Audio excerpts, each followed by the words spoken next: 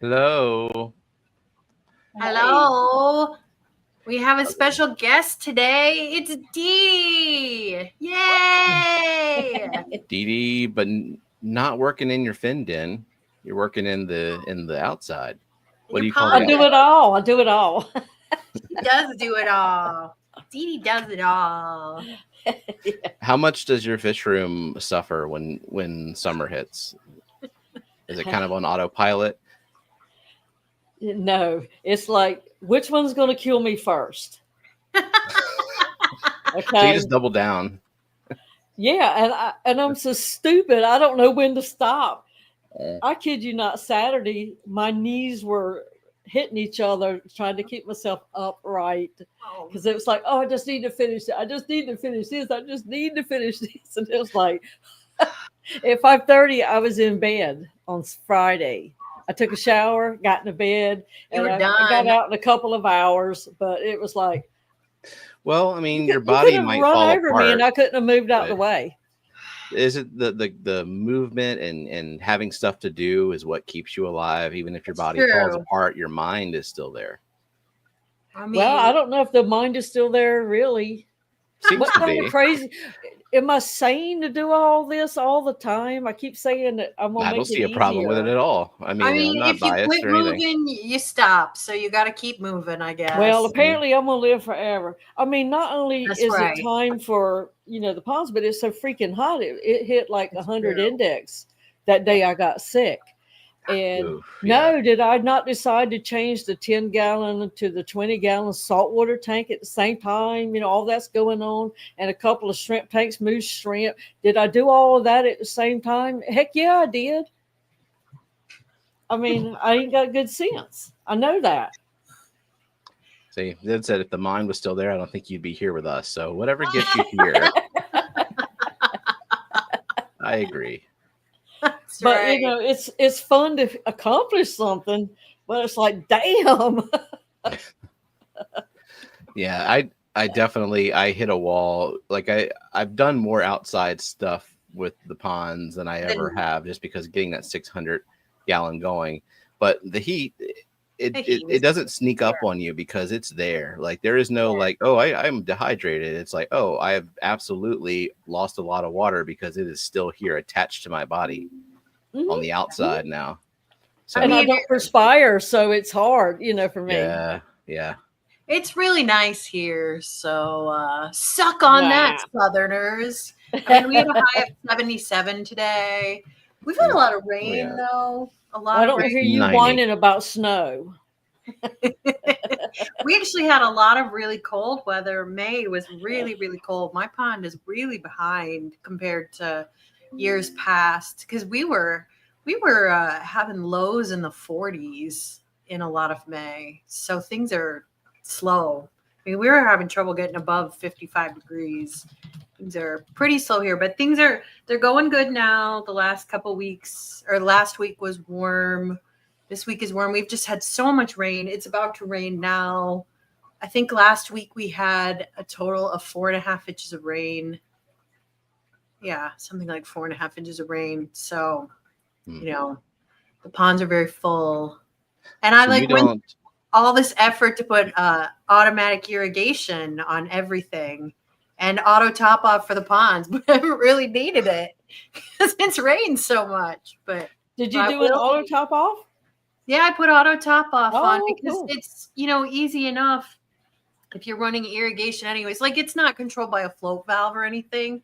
I just put an irrigation line in the ponds, and so it tops it off a certain amount every day when that irrigation runs, which maybe it's too little, maybe it's not enough. It doesn't matter. It's giving it something every day because especially with the big pumps, the irrigation is pretty significant, or the evaporation is pretty significant. So I think it helps. It fills the big pond about a 1/4 inch or well, no, more like a 1/2 inch every time it fills. So that's why you got it in chat, Didi, that you do not perspire, you don't sweat at all, you just pass out. I will once I've hit that mark that I'm sick. Yeah. Uh-huh. But I'm going to get sick, and I've got to get cool fast. If Yeah. I have to duck in the pond, that's what I might have to do. Yeah. Yeah, My mom is whatever. like that. My mom just turns red as Yeah. a beet and passes out. She can't Yep. handle heat at all. She's tall and skinny and just Meanwhile, there is red no as a beet. guarantee I won't break a sweat just sitting here right now if I get too excited or something. Oh, it's It's very 90 humid. degrees. Tony said that, and I'm so jealous. I mean, It's I not think pleasant.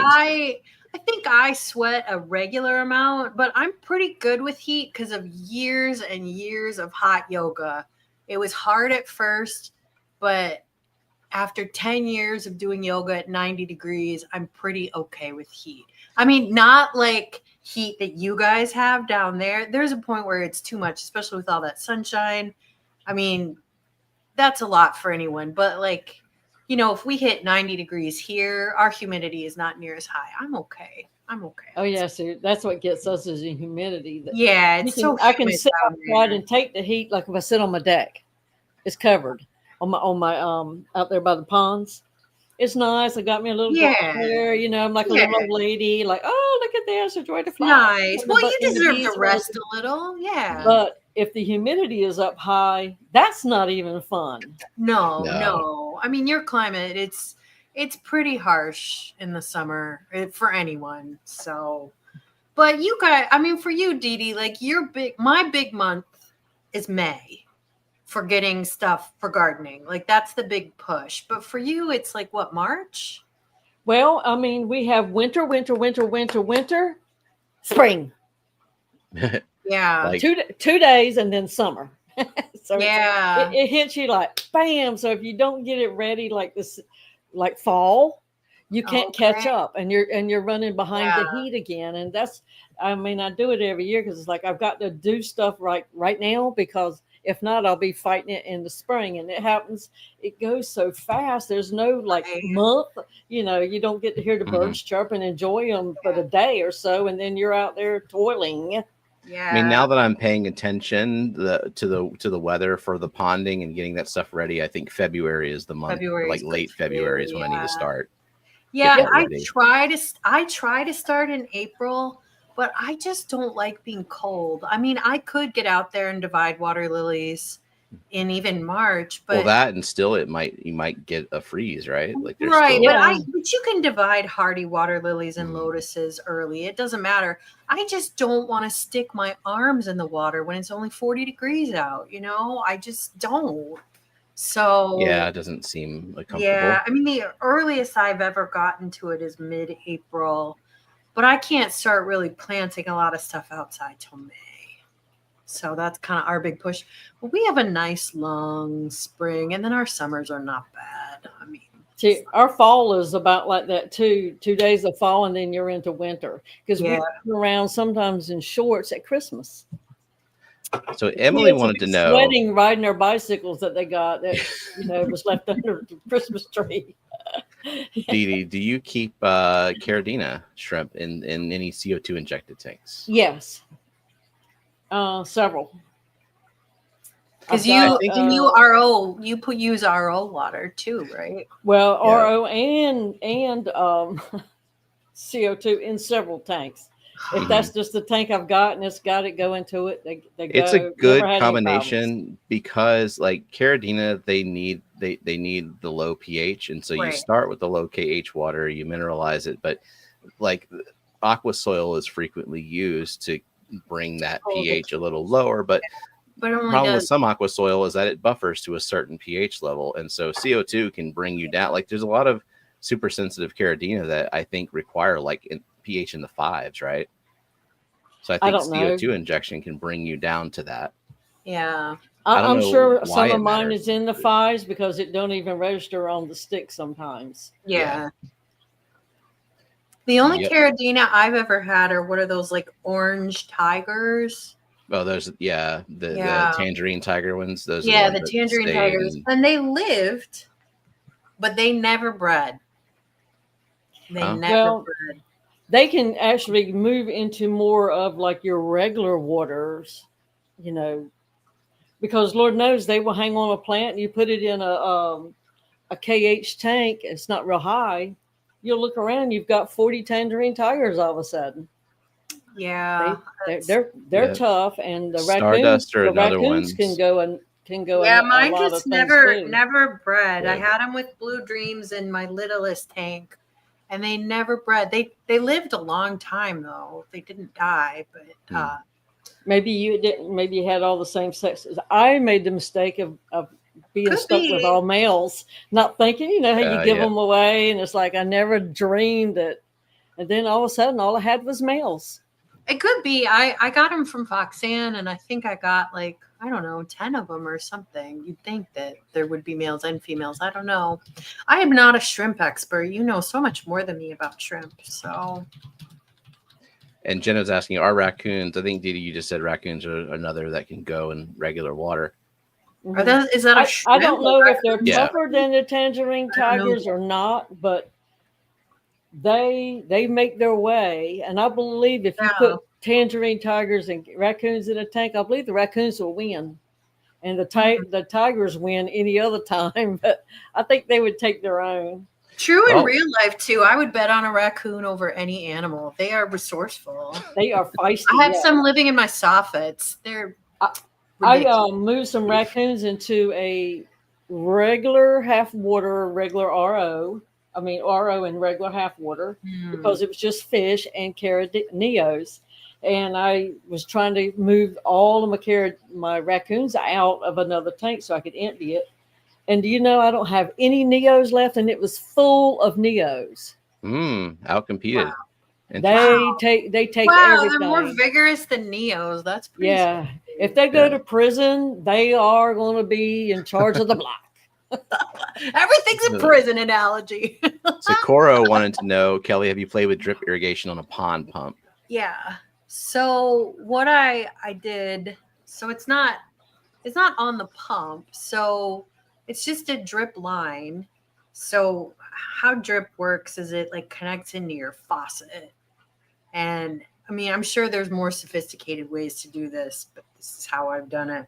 So it's just it's 1/4-inch drip tubing, and my yard is really tiny, so I don't need to have like main drip lines, like 1/2-inch drip lines, which is what most people probably have to do.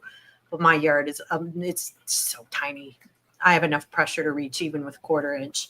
So I have 1/4-inch lines coming from a timer that it's controlled by an app. And the app is so much better than any fucking app I have to control my tank. It's so easy to use and so nice. That's because the gardening hobby is a lot bigger, and they demand things that work. So much bigger. And we're just like, it's fine as long as you close it and leave it alone forever. No, this app is just easy to use. It's very nice. But so the timer itself, is that on the faucet source, or is it like a valve that's part of the irrigation system? I have 4 different zones.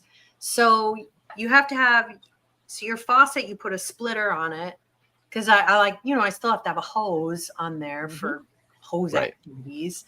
So the hose is on one of the splitters, and then the timer's on the other. And the timer has 4 different channels. So it has 4 different connections to it. And so those are different zones of your yard.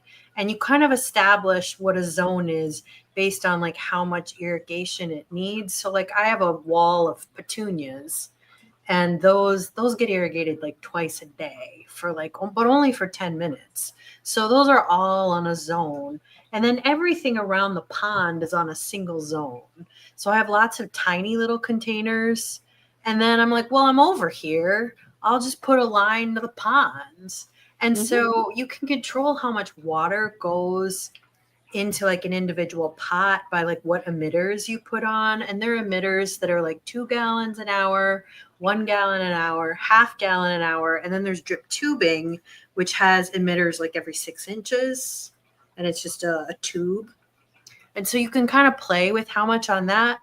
For the main pond, I didn't even put an emitter on it because I'm like, I don't want to restrict this flow at all. And I just put a check valve at the end of it and then I just ran the line, and then it's kind of like in the bog box, and it's just got a check valve. And so it just squirts out water with no constriction for like 10 minutes, or like, I think I run it 15 minutes every day. But like what Koros wanting to do is just put a pond pump in line with that. I don't see any reason why you couldn't put it on a pond pump, because as long as the PSI is right, I think it would work well. Yeah, but I don't do it that way because no, he's asking about it for himself. That's why. Oh yeah, I just do it straight into the pond because I'm compensating for water loss. Because fountain, especially the big pond, it's got a huge fountain on it, and just between evaporation and wind and heat, it loses like, I don't know, 2 inches of water every day. And so this just replaces it. Now, and I don't worry about chlorine in my pond at all. I don't dechlorinate. My city water is chlorine. It's not chloramine. And the goldfish don't seem to care if like 1% of chlorine water. I've been using, although I don't think there is chlorine in it because of the way the wastewater works in the RO system. I've been using the wastewater from the RO to go into the small pond just for top offs. So the alkalinity goes up, but also that alkalinity is a little bit hard to control. It goes down really fast outside. So I mean, for you don't have any GH in your water, right? Whereas like if I were to do that with RO, like I'm not going nuts with TDS. I mean the water would just be just like a rock being put in there. So but that's not gonna happen here. But so I mean, I've seen people who have like fountains, like a standalone water feature in a garden, and they'll hook those up to their drip line just to give them a little hit of like 10 minutes of water or something every day, just to top them off. And the nice thing is like outside, if it overfills, well, who cares? Like it just drains onto the ground, and the fish, they seem to know to swim down. Like they're not going to flood out. You got smarter fish than I have. Oh yeah, I've never had a problem with fish, because like we had 3 inches of rain on like, what was it, Wednesday night? Yeah, 3 inches of rain, and I'm sure those ponds flooded and those fish were fine. So they just know to swim down. But anyways, that's what I did. And drip irrigation is easier to set up than pretty much anything in the aquarium hobby. And you don't even have to go that fancy. You can get like it's less than $50. It's two. You put a splitter so you can run your regular hose and that. Yeah, you can buy kits. The small pond is right by the garden hose. I don't know why I haven't done this. You can just hook it up and tell it to run 2 times a day and blah. Now you can't, that's all I do is all my flowers. I don't have anything going to the ponds. Yeah, but, that's an idea. Yeah, you would find it so easy. And then I have like drip going to all of the green stock planters, which that was a little bit of doing because those had to be drilled and drip line run up through the middle. And that was a little bit of doing. But I mean, Jake and I did it together.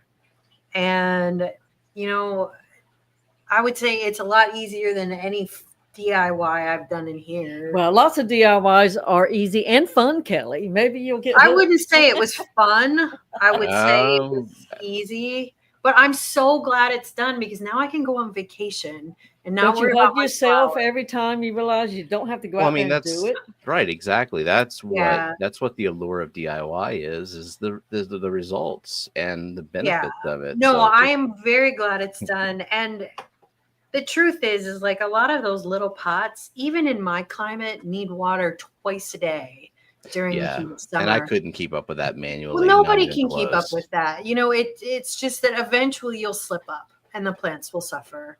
Mm-hmm. And in 2 days, you can lose it all. Yeah, and for you, it could need water even more than that, and it's easy enough to do then. And I'm going to slip up within the week, like no question about it. Well, I mean, it's just easy to do. And this way also I can water really early in the morning at like 5 a.m., which is ideal for plants, and I'm never going to do that.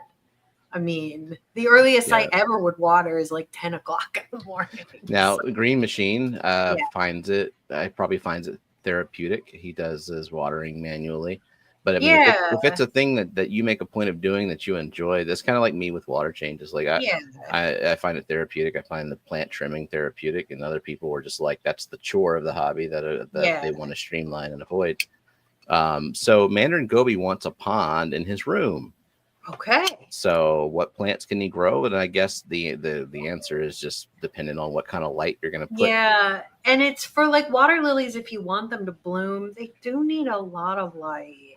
And so they're really, What would you need indoors? Like a metal halide or something like that? Something. Yeah, maybe. Crazy strong. Maybe. Because they do need a lot of light. And the thing is you might think, oh, well, Chihiro's lights, they're so bright. Well, not compared to the sun. Right. You know, like this is nothing compared to even a shady spot in the yard. So it might be difficult for that. But if you want to grow things like vals or growing things for foliage, it's not so hard. But if you want water lilies or lotuses to bloom, it's a little harder. I have heard about people who have potted lotuses who like bring them inside when they're blooming to enjoy the flowers, but like they're still growing mostly outside. Mostly outside. So yeah. I mean, I have seen people get some blooms off their tiger lotuses, which is a water lily. It's an nymphea. So I guess lots of water lilies might bloom a little. They're just not going to perform as well. So Oinky has sent us a picture of a new, I don't know if it's new, but another ridiculous product. Oh, I love it. Oh my God. It's a purse. This is absurd. Wow. Oh my God. There's 4 or 5 fish in this thing. Wow. Is that a koi? Well, they could put a few more in there because they don't have their pocketbook full. Yeah. I mean, I don't even think I wouldn't even endorse that as a purse. It looks like it would make a terrible purse. Somebody's going to get wet and a fish is going to go in the floor. 0 stars. Do not recommend. Where do you put your money? 0 stars. Well, you can put your credit card in there and you can scrape the algae off as you pull the credit card in and out. Well, there you go, Didi. Always finding the bright side. I mean, you could make it work. You could probably keep a snail in there. Like a not a mystery snail, but you could probably keep like a pond snail in there, or ram's horn snail. Maybe you could keep a shrimp in there. Well, why not an apple snail? And that way you carry your apple around too, kinda. That apple snail would get so big it couldn't even escape the purse. The opening of the purse seems a little small too. Like I just think it looks like it would tip over really easy. Don't you think? Kayla said I ended up breaking it. Yeah. Me too. Yeah. I say you put your favorite shrimp. If you have somebody try to steal your purse, you can beat the shit out of them with it though. Yeah. Stab them with it once you break it. Yeah. So let's look at fight to win. Lovely pictures and videos that Didi has sent us. Nice, so pretty. Oh, she made us a video. We had a cookout coming over here, so I had to hurry up and get this thing finished. I wasn't prepared for this, but Tony invited people, so I had to make it pretty real quick. And I did. He put you on a timer. He's like, time to get this done. I invited people. I said, it's so pretty, Didi. And I planted all those plants in bloom, so I had to put the drip irrigation because we had to water them 6 times a day because it was so hot. So hot where you live, yeah. Yeah. Corey Dora says, get a cool shot blowing it up with colored sand. Or just a bunch of glitter in there. That's so beautiful, Didi. I love it. And I'm so glad that you did it. I'm so glad that you went all out and you have a giant pond. And now everything is kind of recycled in there. I had gravel left over from some bogs. That's on the bottom. So you can see, because you put fish in a dark bottom, you can't see them. The little squirter thing has been around since I've had that thing since 2002. The thing it went with was broken through a hurricane. So I was like, oh, let me stick this little, line up your butt and get you going. So I did. So you did. I Seeing love it. what you got Didi. here. This is a mosaic plant, or is it? No, that is, what is that, Salvinia or whatever? Oh, Talking about the okay. aquarium. Which one is it? It's not minima. It's the one that looks like a little fern. I've only ever seen the minima. This is, But very it does nice. look like a mosaic, but it's not. Yeah, I bet it's And, easier too. I grew that one in college. I got it at our because I worked in the greenhouse. No, what's cool when you have it in a small container and it needs to keep growing, it will grow thicker and thicker and grow on top of each other. Yeah. And it's beautiful. It looks like a little mounding plant. It is pretty, and I would consider growing some again if I could. Well, I don't know where I would put it is the problem. I started this so fast because of, the timing, that I was in the house snatching out all this stuff out of my tanks. Cuculata. Because it's like, I'm ready. I kept it all winter knowing I was going to put it in the tanks in the spring so that my bogs would have a chance to start. And so that's where it all came from. Every tank that I don't think I have a piece left in the house right now. Yeah, that's the one, Salvinia cuculata. Yeah. Okay. That We got looks another video. great. About That 1 is week color later. water 1 week later. That is a picture of the water. Oh, I was like, is it the green background? No, it's pea soup. Well, green water, very good for fry. And I had to stick my hands in it to get that lily that Nancy B had given me, and I couldn't see nothing. It's so uniform. It's like a green screen. Like pea soup. It's like a green screen. It was like, oh my gosh. Well, see, because I'd planted all them little plants and everything I'd gotten from the nursery, I thought, let me give you some fertilizer. So I jacked them up too. I hit it hard with everything wrong, but it's okay. I don't have any green screen when the bog is doing what it, or green water when the bog is doing what it should. Oh, how pretty that little hardy geranium. That's so pretty. No, that is a Mexican heather in my bog. Is it? Oh. I've never grown that. It looks like a hardy geranium. That is so pretty. Is that an annual or perennial? Yes, an annual, but I've grown them in bogs now for 3 years. I've just raised them a little bit higher up. Yeah. But my bogs are pretty high up. I would love to grow some of that.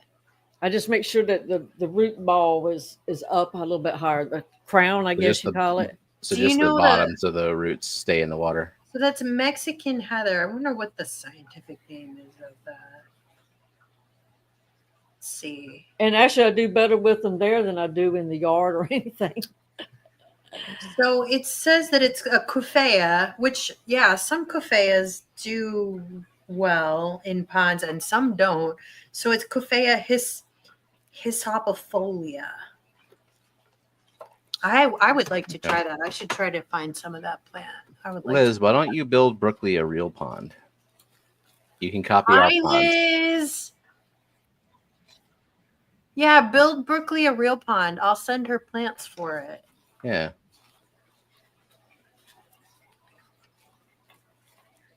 That's your elephant ears are getting very fat. That looks good. Yes. Yeah. Those are the I believe I got a chocolate one this year. Ooh. And last year I did not break my bogs down and plant all the elephant ears in dirt for the winter because we were hot and then we froze. Right. And I missed it. And it's like, I'll get them, as soon as it warms up, and then it didn't, and then I couldn't. I don't know what happened, but a lot of anything out, and I left it in that cold freezing water all year long. So I had to buy a lot of new stuff. Yeah. Now some stuff has come back. I'm pleasantly surprised. Yeah, I can save the bulbs in my basement, but they're not going to survive the winter here wherever they are. It's too cold.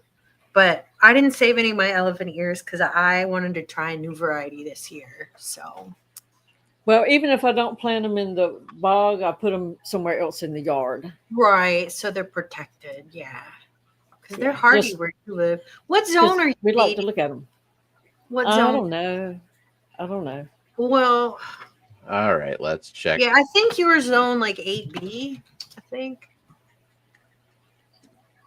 You just Google your zip code and USDA 8A. growth zone. 8A. It looks like 8A. 8A. Yeah, I'm 6A. I mean, it's a lot colder here. But Stephen is like 9A. So, Yep. yeah. There's no winter there. A couple of days. And that plant right there is that Althanaria plant that I was asking about. Yeah, and you can buy those at garden centers. Like I've seen them at Home Depot and Lowe's. I've grown those before, and they grow real nice. That's also in the bog. We don't have a pond store here, so. Yeah, we don't have a pond store either. One of my garden centers does have like the tiniest amount of pond plants, but that you can just buy at Lowe's or Home Depot. I've seen it there. So, and it's an alternate there. It's sold as a bedding plant. Is this an alocasia like right here? Since I planted it. Yeah, that's well, it might be a colocasia. Oh, okay. Let's see. I tried to save my tags this year. Yeah, it's probably a colocasia. There's lots of kinds of them though. Mm-hmm. Yeah, I'm just curious. I'm like just also mentally it's elephant thinking. Ear black coral. Colocasia. Which kind is it? Ah, okay. Cola. Yeah. Black. You say black coal or black coral? Elephant ear black coral is how they sold it. This year, I'm growing a variety called Pharaoh's Mask. I'm very excited about it. I'm hoping it gets giant. But elephant ears, both colocasias and alocasias, really need heat to get going. And I just have not had any heat here. So we got that. Abundance of heat, yeah. Now, I just bought one of those. I said, well, let me stick it in there and see if it works. And did it work? It's hanging in there. Yeah, that's a sun patience. So yeah, I wouldn't think those would be super great in a pond either, but it's good to try things because you never know. Sometimes things work. I mean, like, are we still in the bog here with these plants? Like where you've got the crown elevated a little bit? Yeah, this is all. This is the bog. Yeah. But I figure for $2, it's something I can try. Yeah, and Lord knows if it was to work, it would be really cool. Yeah, I mean, I've tried all kinds of things in my bogs, and sometimes they work and sometimes they don't. This year, I don't have anything exciting in my bog other than that Pharaoh's Mask because it's supposed to get massive and really tall and just like really lots of stems, and I just want it to take over. So, yeah. That's a hibiscus. Oh, a tropical hibiscus. Pretty. Not Zenny. Nancy B has grown that. I tried growing that last year, and I think I got a really sad plant. I bought it from like Lowe's or something, and it died. So mine did good. Whether it last year or the year before, especially in the pond that was up high, the bog. But with these, the heat was so hard, I had to actually take an umbrella and shade them for a few days because the elephant ears weren't up high enough to give it any shade. But Jess had these in her outdoor pond, the one that she would go and sit in. Nice. And they were growing. It's like, oh my gosh, I didn't know you could do that. Nice. And that's me trying some camera skills. I was about to say, Didi's getting artsy with the photos now. That is very you know, I had the intimidation factor of where I was coming this afternoon. Well, I'm not artsy. But that's the coffee cup. I love the coffee cup. That is that one that performs so well in a bog. I've grown that. I had teacups last year. How much sun do they need? They like a lot of. I mean, they like a lot of sun, but they'll do okay with less. Mm-hmm. So, I mean, you could grow coffee cups. That one you can buy from a garden center. Though probably not. That one gets at least 5 hours a day, at least. Yeah, mine. I mean, they would roast in the sun all day, and but that one gets morning sun. But I mean, there are some colocasias and alocasias that don't like full sun; they want to be shaded. So all I have is morning sun. Evening is heavily. That's kind of ideal shaded for you because the things that are in afternoon sun for you, it's a lot of heat. That's a lot of heat. I go by if it has dark stems or veins or whatever, I tend to put it in more shady spots. Yeah. That's a good. Is this pump guard here or what?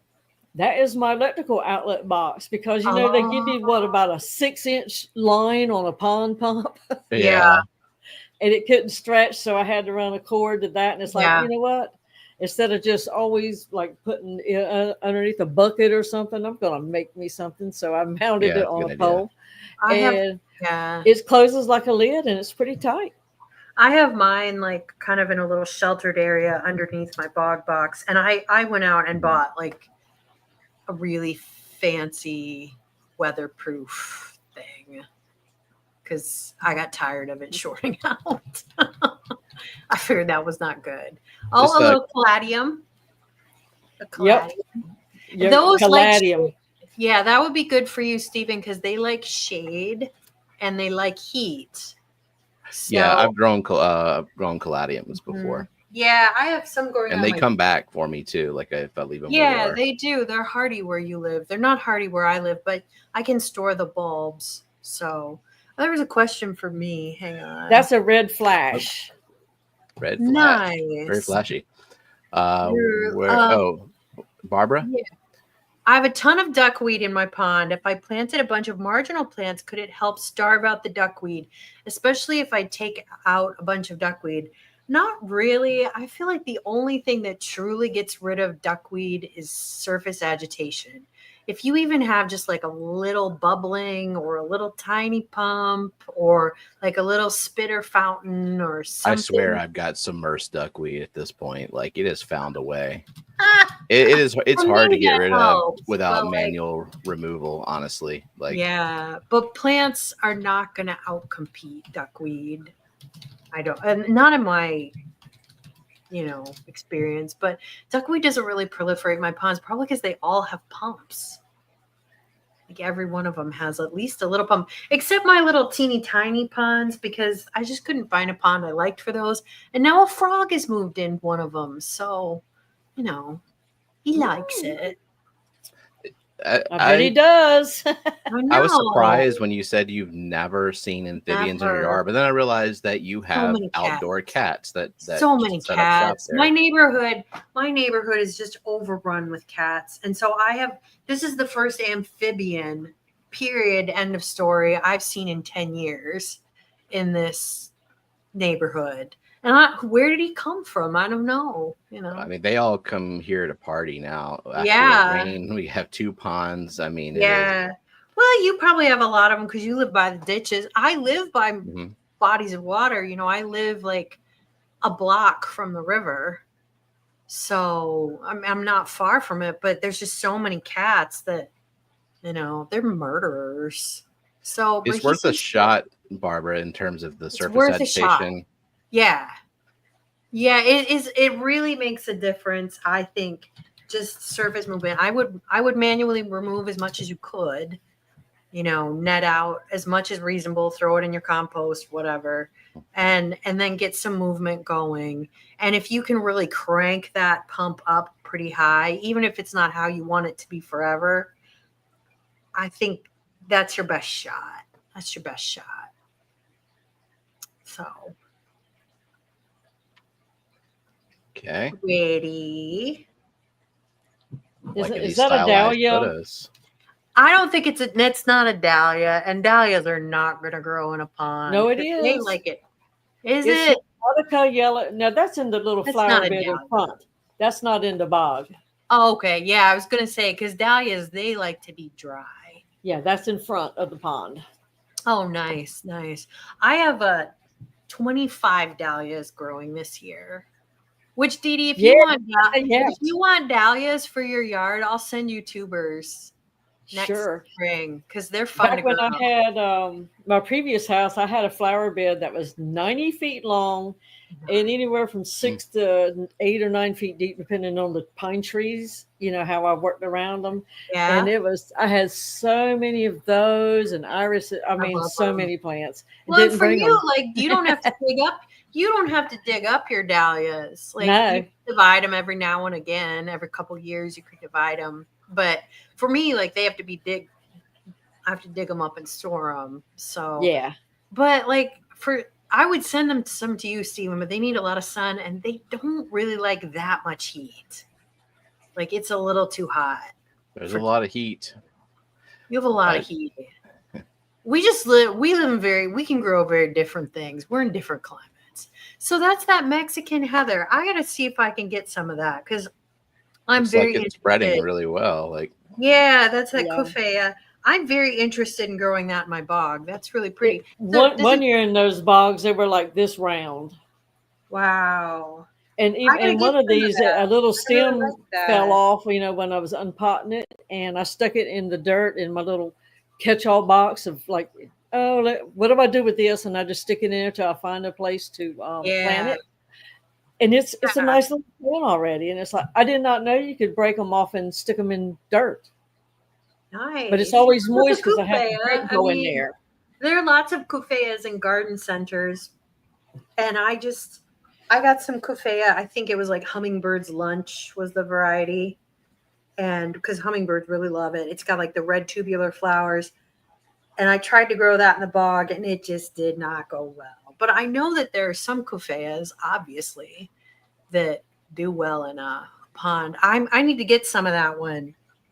I wonder what pond store has that because I need to get that plant. That's really this came from a garden center. Came from a garden center. You know what? I'll see if I can find it at my garden center because there are lots of different coffeas. I went to one of those like, a little bit nicer ones. Yeah. Other than like the Lowe's, and that's where I got all these elephant ears and stuff. I live like half a mile from a really nice garden center, and I have spent a lot of money there. Now the lilies you see growing up are some. There are two. One you sent me one. Of course, I've divided that up 2 more times, nice. And then Nancy B sent me a 4th one, so I've got 4 going right now. That's so nice. And I probably should have divided these up. I don't know how, but maybe you can do a video of doing it. Yeah, well, it's pretty easy to divide them up. You don't need to be precious about it. You dig up the tuber and you rinse it off. And I just use like a kitchen knife, but you can just snap them between like anywhere you see like a rosette of leaves. You could snap them. I use a kitchen knife and cut them. And that's all there is to it. They're so hardy. So, how big is your bog, Didi, compared to what it's draining into? Now that bog is my old 40-gallon pond that I had last year, and I turned it into a bog. That's great. It's a hell of a bog. It's too hot for the fish where I had to keep it. So I said, you know what? I'm going to use it as a bog. I've been using those concrete mixer, little black things you buy at Lowe's. And they kind of start warping and, with all the rocks and stuff in them. So I said, I'm going to use that and see how it goes. And, of course, my pump that I got put in too much water, and I have it down on 1 than what that one outlet could give me. So I had to go steal an outlet out of one of those little bogs I wasn't using anymore and make me a dual. I think that every pond does better with a bog. I love the bog thing. Yeah, I would have I do it in the house if I had the room because it makes everything so easy. All your stuff is out of the way. But you see how fast that water turned green? But I really think that like you get a lot less. What I have come to realize though is you need the level of the gravel in the bog to be pretty high because like the plants then grow better in it and you don't get as much algae and then the whole pond is much cleaner. But I think I did that this year. I'm sorry. I was trying to mess around with my bog because there was some hair algae growing at the surface of it, and there's bees in my bog. Oh yeah, they love it. They love it. Yeah, they like it too much. Yeah, the bees love my bogs. It's really nice. So last year I had that old-fashioned waterfall in over one of the ponds, and of course I didn't have rocks high enough, and it stayed full of slimy hair algae. So this year I raised everything up based on what Kelley had said. Yeah, that's last year's. Yeah, and that's something that it took me a couple years to figure out. Look at those elephant ears and that coleus. And coleus does do well in a bog. That's another thing. Oh, shit. Those are nice too. Because coleus can take shade. So I had the 40 way back there. But that's back. I know that was last year. We still had the hot tub up out there. Nice. Didi, I gotta come visit you. I gotta see this in person. Sure. I know. How big but I is don't your want to come yard? visit you in the summer. I want to come visit you in March. The yard is a skinny, long yard, and it runs into woods and swamp. Nice. So we can stretch it as far as we want to. That's so You cool. would go under before you really went to the back. Because it's so mucky and muddy and wet all the time. I love that wooden box, and you built that yourself. God, Didi, you were I wanted things up high. Yeah, it looks so good. It looks so good. You are so talented. Because I wanted, I to do drain need down. My wooden pond is getting pretty dilapidated. I don't know how many more seasons it has in it, and so it's going to have to be rebuilt. Which. So what do we got here? That. We got this fire plant. That is a coleus. That's a coleus. And coleus can take shade, Stephen, and they're available at garden centers. Now, and that side of that has the porch behind it, so that when the sun about 11:30, 12 o'clock, it is now shaded on that side. It only gets morning sun. And the elephant ears help keep some of that off of that. Mm-hmm.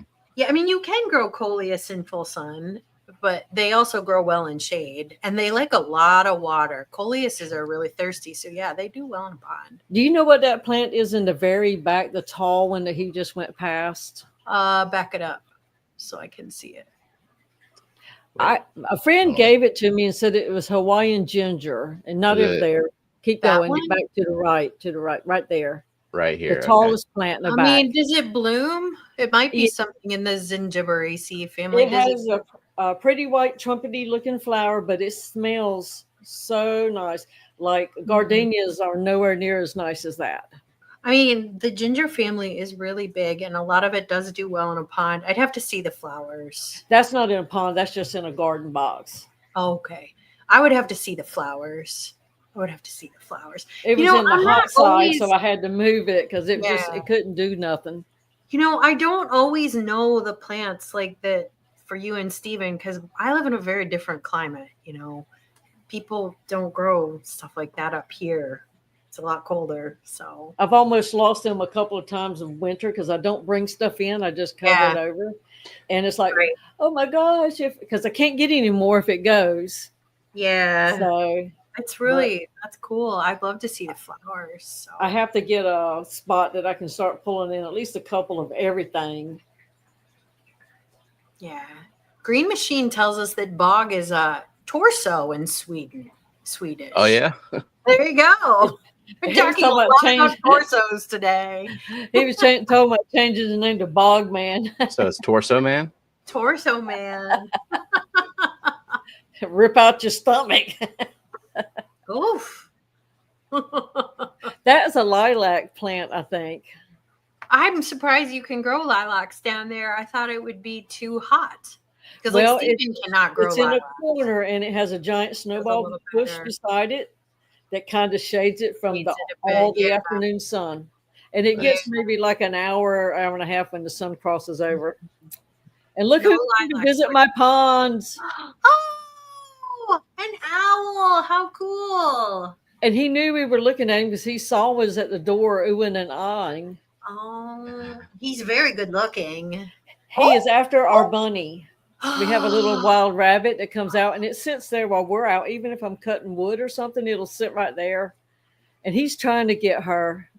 Stay safe, little bunny. I've caught our barred owls. He's a baby, I think. Do what now? I said we have barred owls all over the place around here, and I've caught 2 of them actually at the small pond. I think they have been eyeballing the guppies. Wow. But he's on the shepherd hook that is holding up the baby tut cypresses.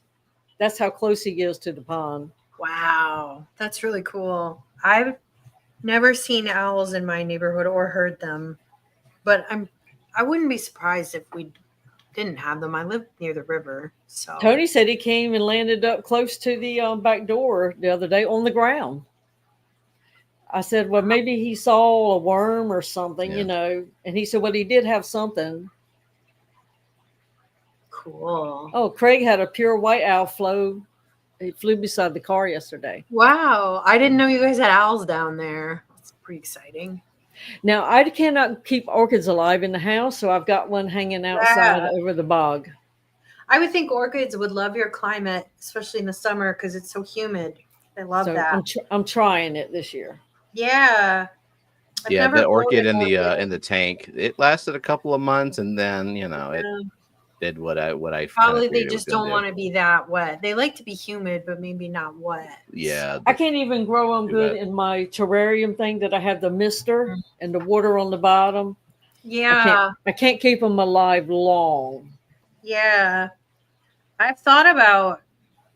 I kind of would like an orchid cabinet for my office, but I would have to give up my seed starting center, and I like my seeds starting.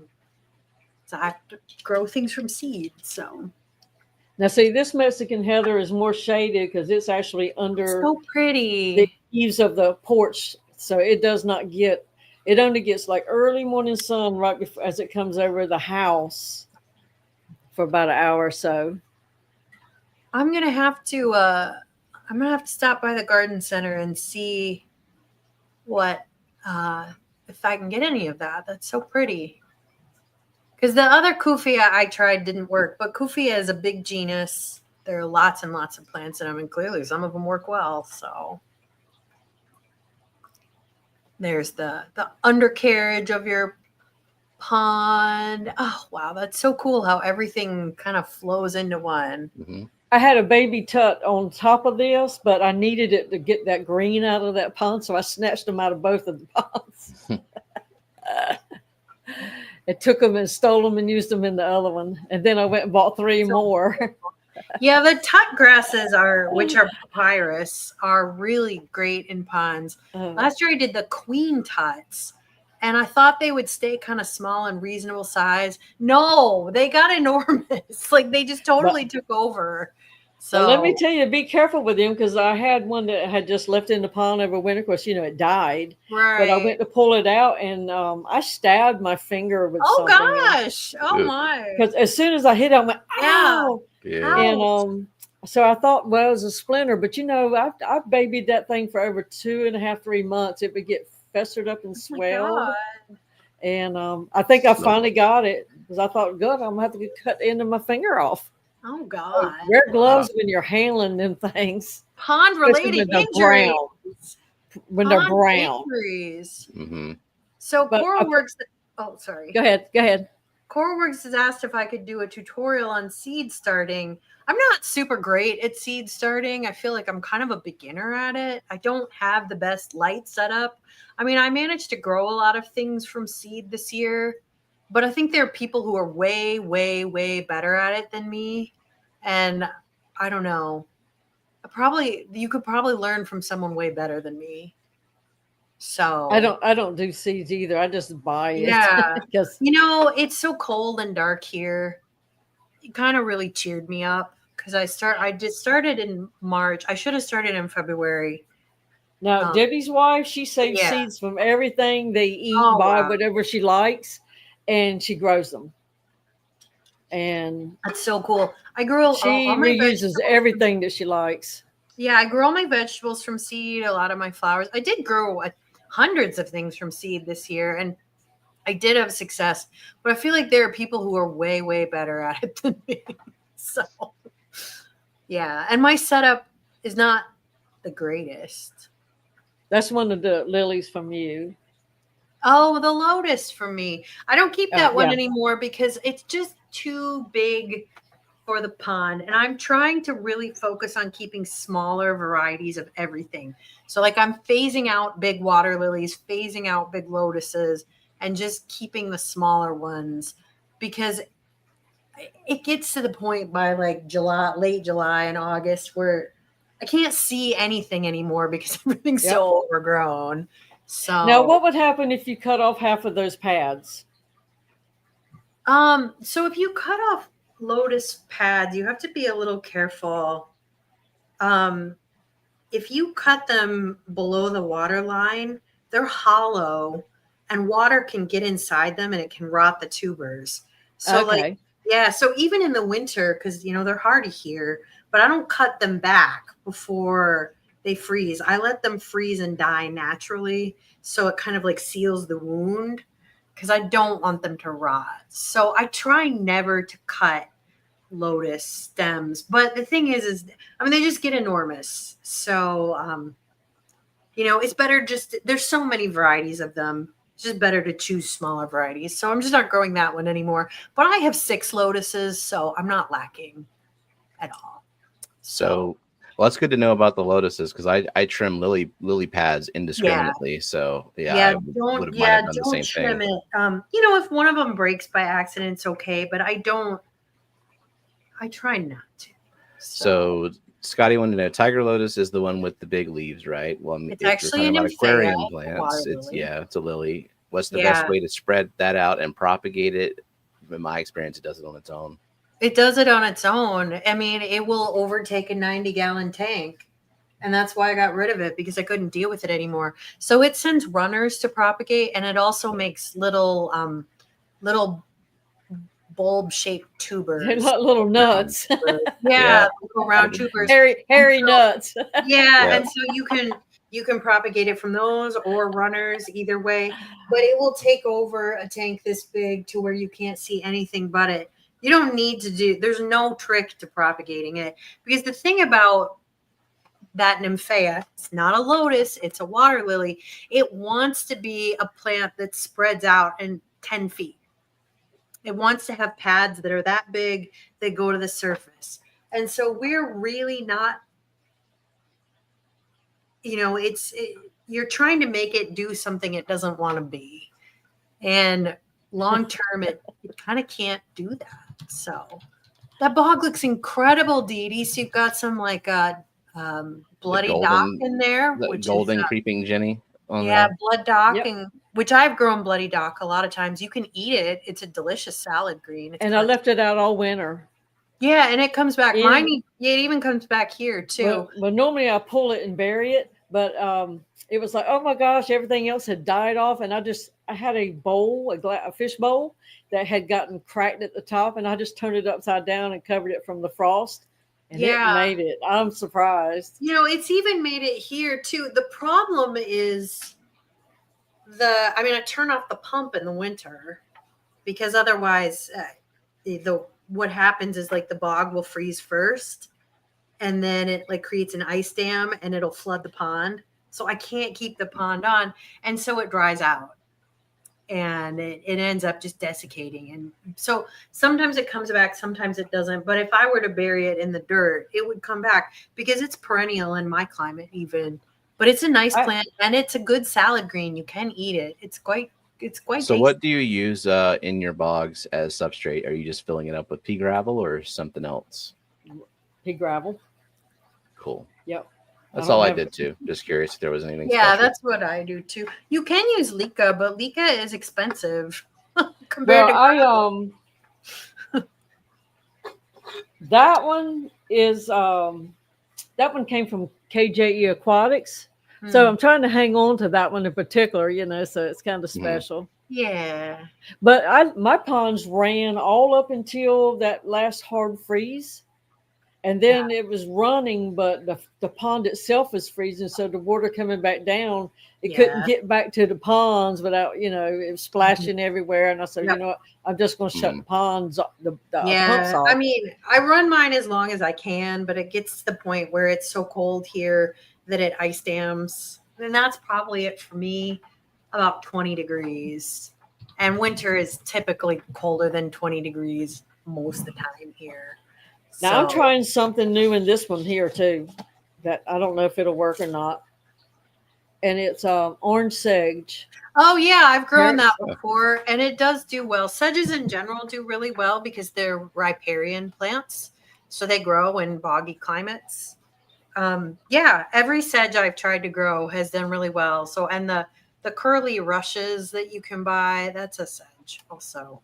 But that particular sedge I did grow. I just didn't really like the way it looks, so I haven't done it again. But it does do well. So Mandarin Gogi asks, can I use liquid fertilizer like Easy Green or Seachem Flourish for crypts, swords, and lilies with no root tabs in a gravel tank? It's better than a sand. I exclusively use liquid fertilizer because I just can't. I don't have the wherewithal to use root tabs. It Yeah, works I fine. use root tabs sometimes, but not nearly on a Yeah. consistent enough basis to say that they're better. Yeah. I water column fertilize Yeah. completely. It works. What do you do, Didi? A little bit of both and some Yeah. tanks. Yeah. Like the Caridina shrimp, my substrate is not as deep to plant plants in, so I'll have stuff sitting in like upside down coconut halves, shell halves, or just they just may be with the plant weight on it on the glass. Yeah. Keep it buried. That's definitely has to be just a few pumps, but in the 90 and the 125, I do put some root tabs down once every 25 years. Yeah. That's about right. I mean, that's like if I'm in the mood for it, I'm feeling root tabby that day, and I'm like, I got some time, and Yeah. in a couple of years, let's That's about where I'm at too. Maybe once a year at the most, I put root tabs in. But I am very dedicated to water column fertilization. I every time I feed the fish, I feed the plants. So I've got an auto doser on the living room tank now, and Nice. man, life is so much Nice. easier. That That's tank has been awesome. such a bitch for so long. All it needed is consistent fertilization. Because it's such a high energy tank. You know, I'm thinking about doing that. I should do it. Put an auto doser. There's some DIY finagling involved, but it's I not too bad. know. God, I'd have to make Jake do it. And you know what? He would do it. He would do it. He would do it. All right. We got a non-pond question Okay. from Zinger. If I'm going to pull out 2 giant crinums from a 40-gallon, do I need to be concerned with nutrient imbalance and algae like what happened when I removed the Socarno? Yeah, maybe because like it's got a huge root system, and just take your time pulling it up. Get a siphon going. So pull a little, siphon a little, pull a little, siphon a little, pull a little, siphon a little. And what I did, I mean, I haven't removed a crinum because I just keep it where it is. But from removing my big swords, what I did was I did one at a time, and I would do like 90% water change, fill it up, 90% water change, fill it up like 3 times because the water was so incredibly murky because it stirred up so much crap. So I would recommend doing that. But yeah, it might. It's got a huge root system, and I've seen those plants. They're really big.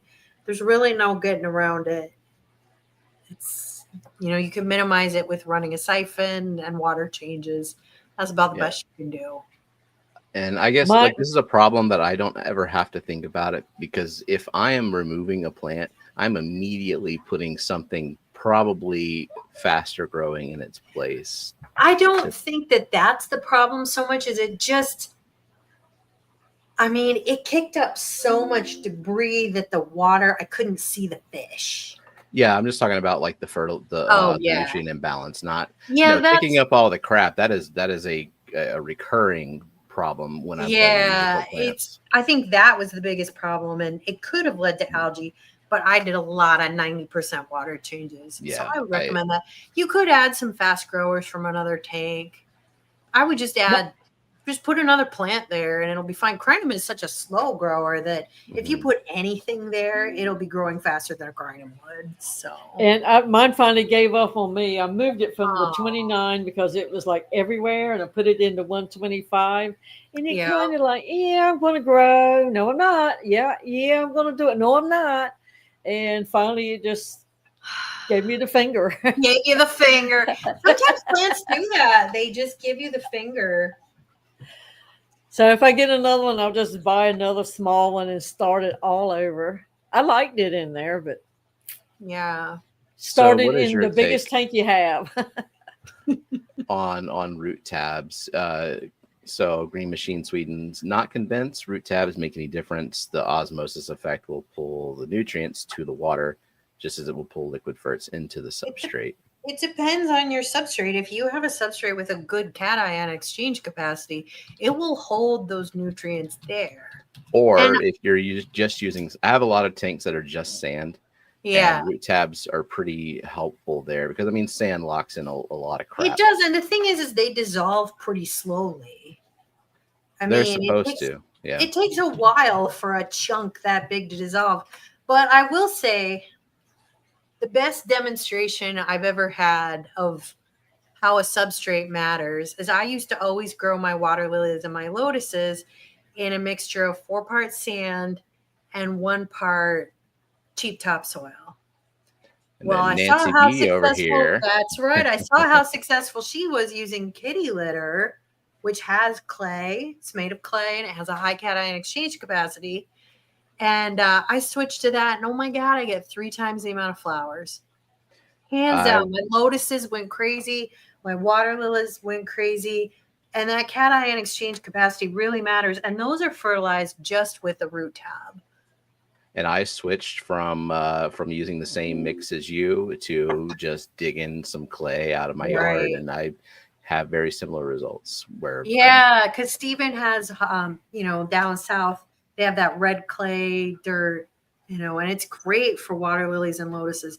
I don't have that. I have to buy clay. Because if you saw my my short of the paradise fish today, it was beautiful. The flowers had closed up, but you saw there were 4 flowers coming out of one pot. It makes a huge difference.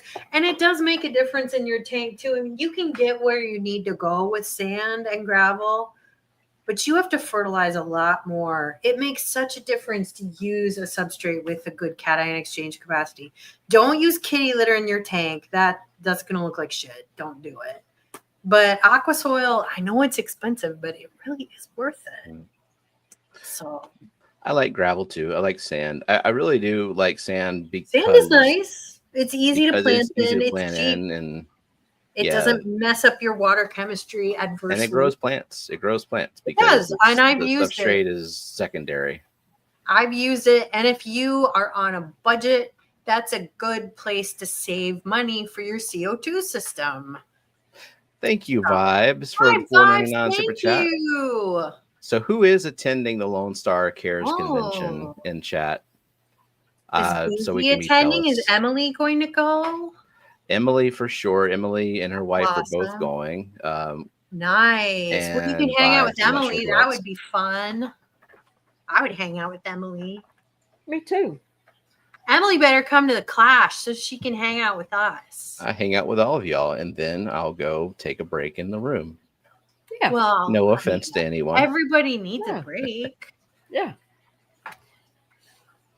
You rub elbows all you want to, and then you go away. That's right. We all need a break. Rub elbows and then go wash your elbow. That is one of those purple waffle plants. Although, yeah. So what is that genus? I cannot remember. Someone in the chat will put it. But that gets sold. This is hemigraphia, I think. That gets. I've seen this frequently sold as a exactly, a terrarium plant. Yeah, it gets sold as an aquarium plant, which it is not. It will die in an aquarium. I've only seen it as a terrarium plant. Yeah, it's a good terrarium plant. And well, the first time I ever had them, they were sold to me as an aquarium, but 3G told me it wasn't going to live, and he was right. Yeah. But it's cool that they can grow in your bog. That's cool. They do well in terrariums. They like a lot of hemigraphis. Thank you, Jenna. Thank you. Alternata. Yeah, they do well in moist environments, so that's really cool. You could grow them immersed in a tank, but they will not underwater. The other thing I love about sand, what Caitlin said, like the burrowing fish, like loaches. I've never had the eels in sand, but she has one of the dwarf red tail eels. They do. I don't believe I have any more eels, unfortunately. Yeah, they don't live forever. I don't have any more either. I did enjoy them while I had them, but I lost my last one around December. They just don't live forever. They're short-lived, which is expensive as they are. Mine really like to burrow in my foreground because I have Marseillais as a foreground, and they would dig all through that, and that was a lot of fun for them. So they were cool fish. Oh, speaking of fish, Impulse bought a lot of fish spent a lot of money. What'd you get? I don't have room for them, but I've been waiting like 3 or 4 years for this to come up at Dan's Fish. Trifasciata have good river. I love trifasciatas for rainbows. They're so pretty. And these are like a purpley blue. And they're the last fit rainbow I've been looking for, because I was looking for more pictas. So where are they going to go? In the 90? Yeah, they're going in the 90 if it'll fit somewhere. I did recently lose a couple of my Big Aves Creek. I think they just aged out because they were probably like 7 or 8 years old. So that kind of created a little more room. And I don't know, they're tiny. I had to get them. I just had to get them. You know, I've been waiting for years. I didn't even think twice. I just bought 8 of them. And they sold out within minutes. Is that the kufia? Is that Mexican heather, that kufia? I think that is something maybe growing in a flower box. It looks like a kufia, but that is a common bedding plant. I'm going to try some of that. You know, Jody P., if you're listening, I know you have a lot of kufias you bought from Proven Winners. You should try sticking some of them in. Just stick one of them in your bog. I think that's impatient. An impatience? A dark lilac New Guinea. Does it? I don't know. It doesn't really look like that to me. I have a New Guinea impatiens growing. It doesn't look like that. Might be mislabeled. So Mandragoby asks, can Java moss grow or revive back when dried up? Not in my experience. I don't know. What do you think, Stephen? I've never tried because it looks so bad after it's dried up that I almost mistake it for hair algae. I just toss it. I mean, I'm not big into moss, so I've never like really strived to get moss to revive. Once it looks like it's dying, I'm just done with it. Yeah, I'm not a huge I think duckweed can go be boiled and then still live. Oh yeah, because I boil my nets and stuff, and it's sometimes it's still on there even though you rinse them off, and it's like it's still bright green when you throw all that water out. And I've done all my stuff. I don't think you can cook it. Yeah, it's pretty hard to kill. Didi, Fat Kitty wanted to say hi. Hey, Fat Kitty. While I'm thinking about it, Didi, since you are an authorized holder of a fishy list, it's true. It's true. To the fishy list. The fishy list. Yeah. Why not? 2 of them. 2 different lists. Foxanne, are you in chat? I mean, but Didi's an authorized representative, so. Yeah, someone will be keeping track here. Not me, but yeah, not me either. We never keep track of anything for this stream, Steve. Nah. Thank God for Jenna. Yeah. So, Didi, you want to go over the fishy list and especially the rules? Well, as most of you know, a fishy list is just a list of 50 names that are gathered through these live streams, through being selected, through your hashtag and all that. If your name is drawn, you have 30 seconds to respond. Say, hey, I'm here, whatever, just say something in the chat. And if so, we will put your name on this fishy list.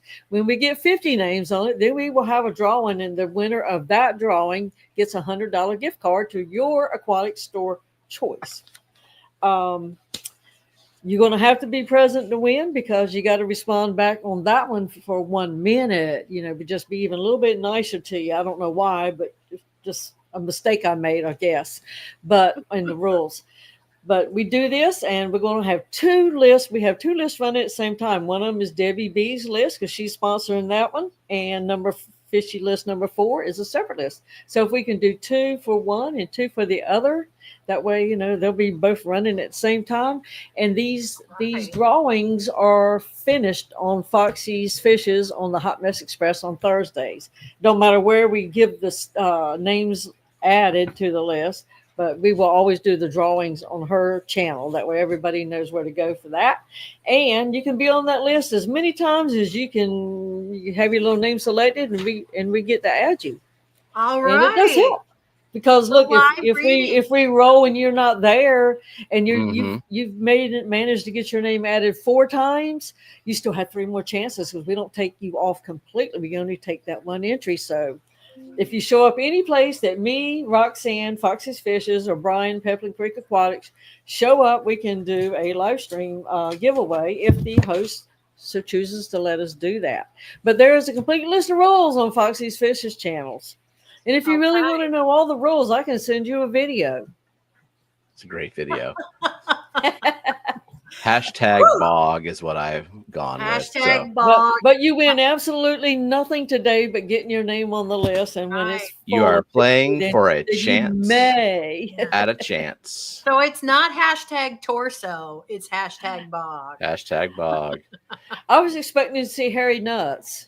I was afraid that Google Mod would be like, nah, that's too many hairy nuts in chat. Let's delete Well, these. hairy nuts in chat. Bear Bottom Bratton got so excited when I said that. He would get excited about that. It's true. But it's just something to do to keep you engaged and, you know, give back to the Fishfam. And we hope whoever wins it actually supports somebody into some of these communities that we all know. And international people can play, because if we can't handle you with giving you, you know, something here, we will send you the money in your PayPal account.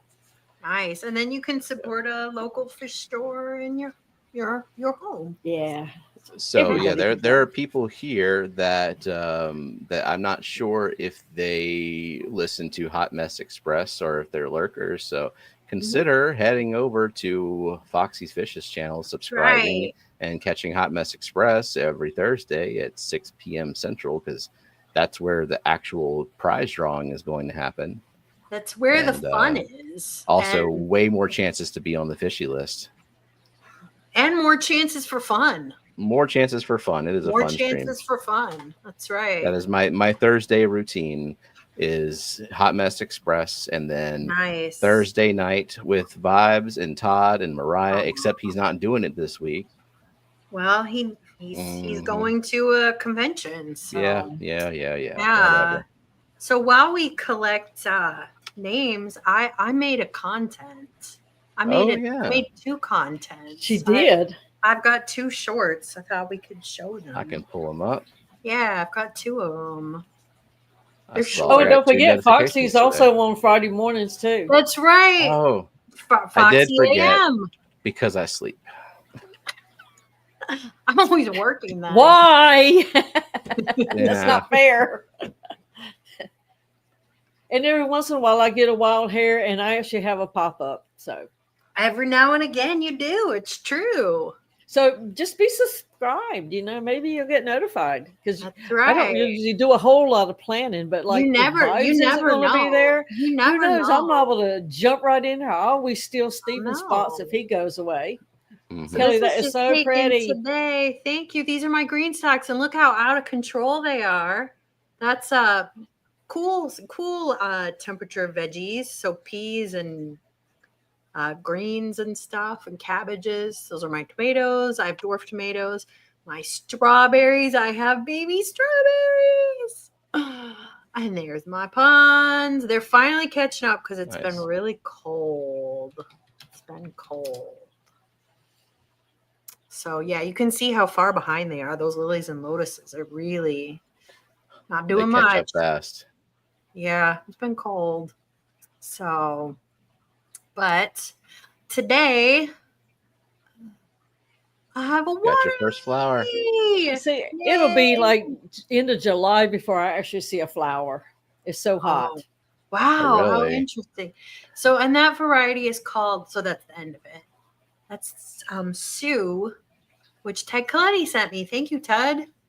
And apparently it's color changing. Tomorrow it will be a darker color. So today it's like pale peach, and tomorrow it will be like copper colored. Nice. I know. I've been wanting that one for years, and he sent it this year. So, yeah, and that's just a close up of it. And my goldfish, you can see my goldfish in there. Mm-hmm. So. Nice. Yeah, so things are doing good. The petunias are growing. You know, they just need a little heat. They're getting there. And you fertilize really well, too. I do. Yeah, my annuals, I fertilize every Friday with liquid fertilizer. Anything that's in a container, I fertilize once a week. Fertilizer Friday. It makes a huge difference. I really think that, especially for annuals, they're high performance plants and they need to feed. I do have some slow release fertilizer in there. Like I've used Osmocote or Flower Tone I've used, and that kind of like helps you a little bit, but really like weekly feedings are kind of the key for making your stuff look good. So Now I do have pond tabs for my outdoor, but I yeah, I also do that too. throw Osmocote Plus on top of the rocks and just let it work its way down. Yeah. It's like you can use that in water where fish are. Can't use the regular Osmocote. I'm understanding. I'm afraid that, I mean, I guess if it's really dilute, like especially a pond is so big, I'm afraid it has ammonia in it always. So that was from Prime Time, Joanna. Oh, and she uses it.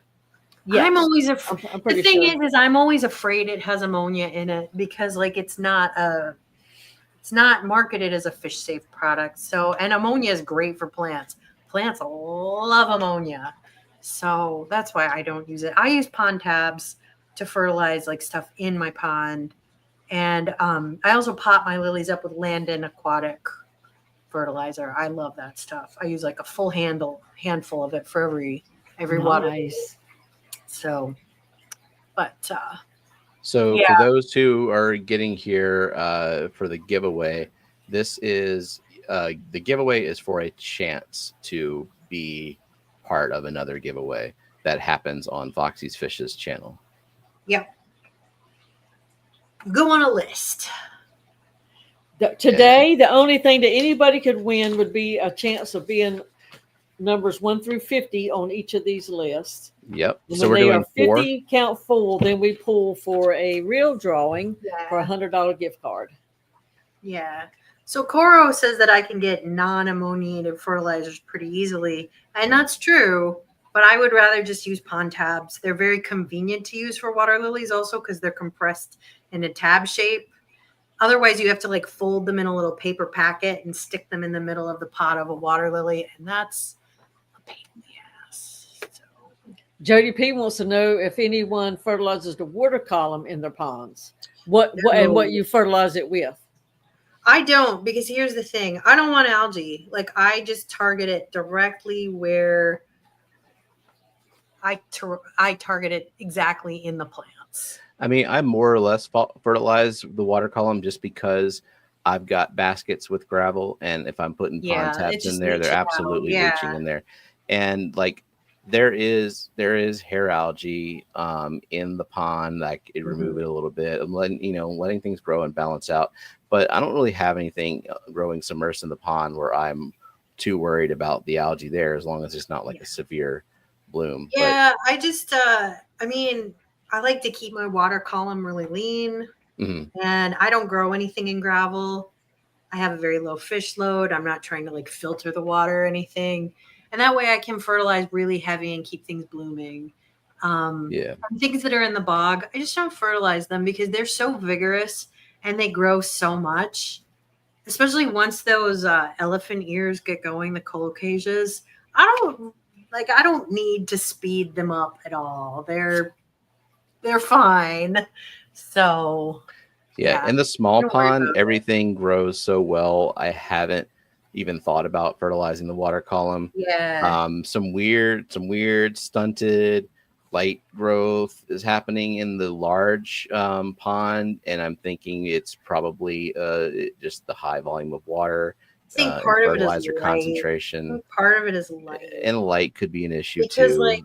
So creeping Jenny, it will grow in deep shade or it will grow in full sun, but it's always greener and more lush in full sun. Because that's definitely the case from what I'm seeing. So but that's just that. I mean, you can't really give that pond more light unless you cut down your neighbor's oak tree.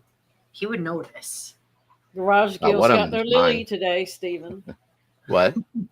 Garage Gills good. Nice. All right, hopefully it arrived in good condition. It's been hot. Yeah. Well, especially where you live, it's been hot. Yeah. Okay. No, in my 300, I have Saswassertang in there, like an armload of it. some gosh. Java fern, just like some little crappy ones. I just threw them in there. And I put a few Vallisneria in there just see how they do. Yeah.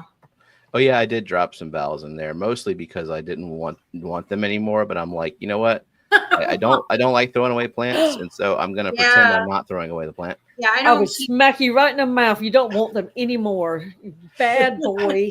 I don't grow any aquarium plants in my ponds because very soon the water lilies will completely cover the surface. Mm-hmm.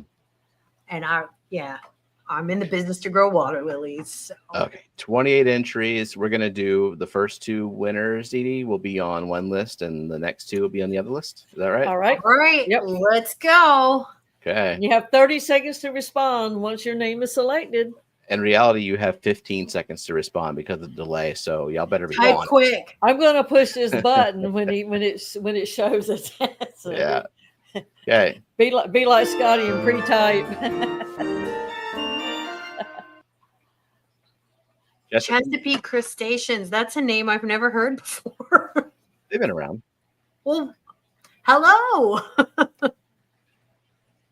Yeah, I saw them earlier. So I'm apparently not real attentive. And I believe I've seen them here before.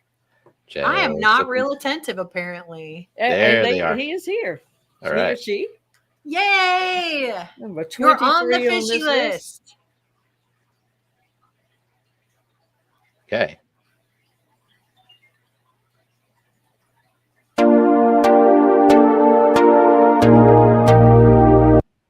Sue Harkey. Yay, Sue! Scotty says something in chat, but it's not for you. He just got his finger on the button and he just hitting it.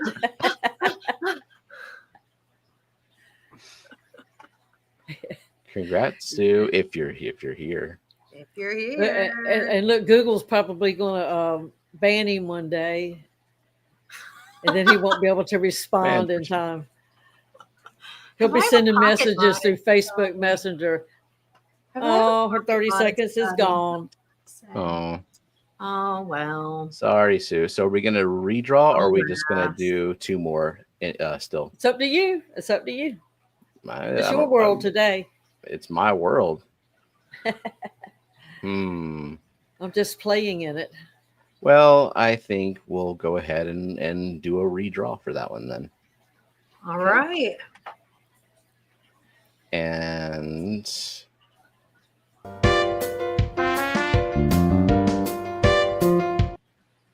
Mandarin Gobi. Yay! Say something. Anything. Say something. Anything. See, these last 2 are names that we don't see on Thursday night. So it's excellent. Right. So bring in new viewers. Have some fun with it. I don't know. Well, maybe that might have been part of the thought process. I don't know. I'm a slight one. You know, I come off as the dumb blonde, but I'm really a slick trick. Sneaky. Mm-hmm. Do what you got to do. All right, Mandarin Gobi. His time's up. Or their time.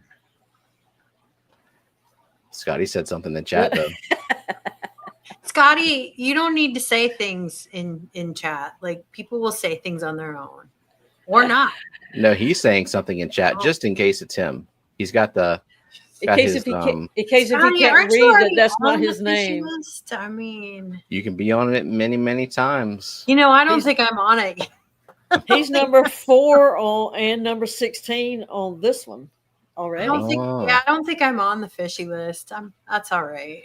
I believe Mandarin Gobi is behind on the stream, unfortunately. Yes, well, Geek Void, that is part of being a lot. Said, I love Jungle Val, the grassy lawn. That counts, right? Well, it was late, and I don't think that he's caught up in chat, unfortunately. Alas, that 30 seconds is tough. It's tough. Yeah. You got to be ready.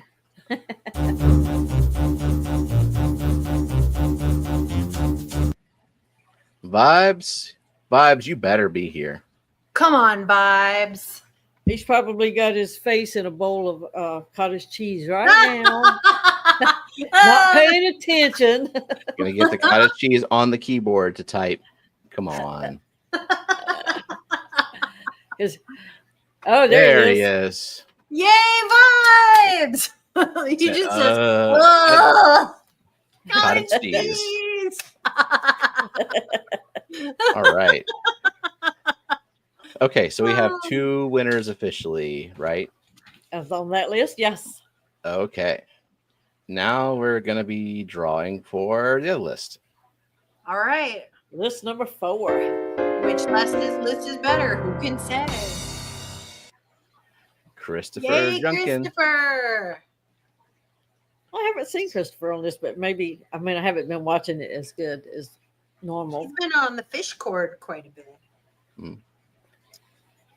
Yeah.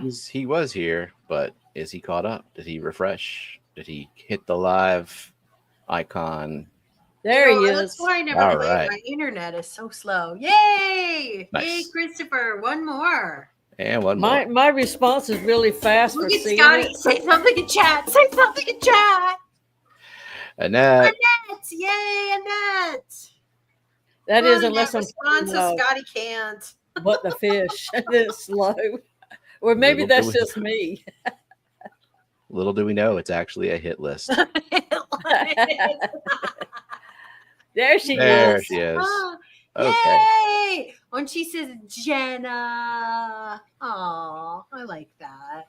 But Scotty, say something in chat. I mean, He can say all he wants now. He's I got it guess. pasted to his clipboard, I guess. All right.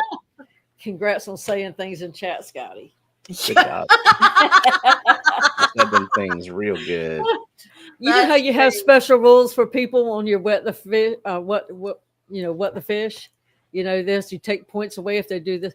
We should take points away from Scotty every time he says it, and it wasn't his name. I agree. That's a good Scotty, you have rule. negative 15 points. That's right. You should lose points from wet your plants. I mean, we don't give points, but we do take away points. What have we been secretly keeping score? I don't know. With no rules. Other than No the rules we make up. rules. I think I have the most points I've ever had. And that's not saying a lot, but I think it's the most. Vibes, Vibes. $1.99. Thank you. Thank you, Vibes. Super sticker. Corework says, is Annette tall enough to be on the fishy list? Annette is quite tall. She's almost as tall as me. Maybe she is as tall as me. And I mean, are Corey, you don't mess here? with her. She Yeah, was part I'm of the Fight 5'10". Club. Yeah, I'm 5'10", and Annette is pretty close to my height. She is not short. No. Oh, Jenna this is the is second one not from Vibes. Yeah, 2. Thank you. Thank you, Vibes. And he gave you the finger.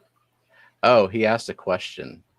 That I was about to say there's not even a question Okay. attached to it, but there absolutely is. Where is it? Where is it? Oh, because All it's a right. super sticker. It's hard to see. Yeah, well, I see the sticker, but he's pointing upward because we missed a question. But where is the question? Oh. Can you paste it again? Just He asked earlier if anybody was going to the conference, and Oh, Right. I found it. 90-gallon aquarium set up for 15 to 20 Congo tetras. Sounds Planted great. tank, Corys, plecos, shrimp, snails. Is this Love big enough it. set up for Congos? I think That that's sounds great. great. Yeah, that would be great. I think that'd be perfect. Congos are so pretty. I think you would love that. they are pretty Good fish. choice. I've never had those. I haven't either, but I've seen people who've had like mature, grown out Congos, and they're so beautiful. I think it's a great choice. I love this plan, and I think you should do it. Now, Go see, for Kelly, this one little 100-gallon pond has 2 bogs just because it gives me a chance to put more plants. I love it. I love it. That's awesome. And I love your little seahorse you have in there. That's so fun. Those were something my aunt had, and they were from the dollar store. She was just so proud of them to give them to me. So it's like, okay, they have little hangers on the back, but Oh, how they fun. it gets hot and they fall off. That's so fun. I love that. Yeah. That's great. She's I gone would- now. She used to love to go to her yogurt class and do her exercises. My yogurt class. She thought it was called yogurt. Oh my God. That's great. I'm going to say I go to yogurt class. That's great. Zenny Brandon likes wants to it. Oh my check. God, the little seahorse. There's 2. Oh my God. It's so cute. So cute. Yeah, love even I can keep a seahorse now. That's the my sun. that's my kind of seahorse. Doesn't require. Brent wants to know, is he going to food. be streamy Friday night? Well, Branton, you've got 4 days to ruin your invite. But as of now, yeah. You know what? Annette has children and a life. Yeah, she has to, Not she has to easy. be a responsible adult on Fridays now. It's not easy to be a mom. Eric, too, for the most part. Well, not easy to be a dad. It's not easy. I guess Stephen just neglects his children to be streamy, so they're self-sufficient. We have they are very self-sufficient children. We have older kids. Yeah, they're older. So what is this? Is that a platinum rice fish, or is that yes? Okay. Nice. I have a few of those in there, and I have some white cloud mountain minnows in there, and I have a few fat little goldfish in there. Oh, fun. Now, is the net to keep them safe from predators, or? It's to keep the frogs out. Well, the frogs out. God, Yes. I want more frogs. Now I have one frog. I'm Not if they eat all your little fish, you don't. Well, you don't have. Well, they'll eat your rice fish. I guess they eat the baby rice fish. Now, I don't have a net on the 300 because it has shabunkins in it. I feel like they should be able to hold their own, or maybe they deserve to get eaten. But I went out there one day and the frog was in it. Of course, and me, I go into instant, I need to kill it mode. And it looked at me like, oh, help me out of here. I'm tired. So I went down the stick and I picked it up and I put it on the side and said, "Now you go away, little froggy." Come back the next day, he was in there again. I said, "Look, I'm going to pick you out one more time. Don't come back." Don't come back. My frog is pretty small and my goldfish are pretty big, so I'm not worried. Wow, Dizzy. There we go. There's your goldfish. Very nice. That's about how big my goldfish are. My goldfish are now 9 years old. It's just little. Mine are 9 years old. Dang. Sure. Sometimes. Do you think you have them all still? My goldfish? Yeah. Yeah, I've even made a couple babies. So I have 8 of them. I started with 6 and 2 babies have made it. Speaking of babies, in some of these videos or pictures, you're going to see some babies. Uh-oh. This is exciting. Nancy says she has 12 million tadpoles every year. It's true. She is the mother of frogs. She makes millions of frogs. I can't stand did. Now they've become frogs or become food. I don't know. But I did scoop quite a few out. I will not scoop any out. I'll even redistribute them to other ponds. You want me to send you some, Toad? I can send you. I want more of them. Yeah, I do. Because they'll eat mosquitoes, and I hate mosquitoes. I need more mosquitoes. That is not in a bog. That's just a picture of a gardenia. I mean, oh, good Lord, gladiola. I'm trying to see things through different eyes this year. Sit down and oh my God, look at this spot red. I mean, you work so hard on it. You got to take the time to sit back and enjoy it. Absolutely. Yeah. It's important. And you see pretty stuff from underneath sometimes, like the veins on those elephant ears. Jake and I have brunch every Sunday by the pond, and we enjoy that quite a bit. We sit outside, we eat fancy breakfast, and just chill for 2 hours. It's nice. That was a firecracker plant, the earlier one, and the hummingbirds love it. Oh, the kufia, the firecracker kufia. Yeah, that's a nice plant. Didn't do well in the bog for me. It's not in the bog. It's just in the plant box. I don't. It's just out. I just like the plant. I'm sorry. It's a nice plant. Barbara says frogs are very rare here. Any that ever show up are tree frogs. It's too friggin' dry. Yeah, they do. I mean, we get a lot of rain here, but I have a lot of cats. That's why I don't have any frogs ever. I just have one. If we had a cat, the owl would get it, or the hawks. This is true. My cats are very large and fat and well fed. We have the path for the feral cats.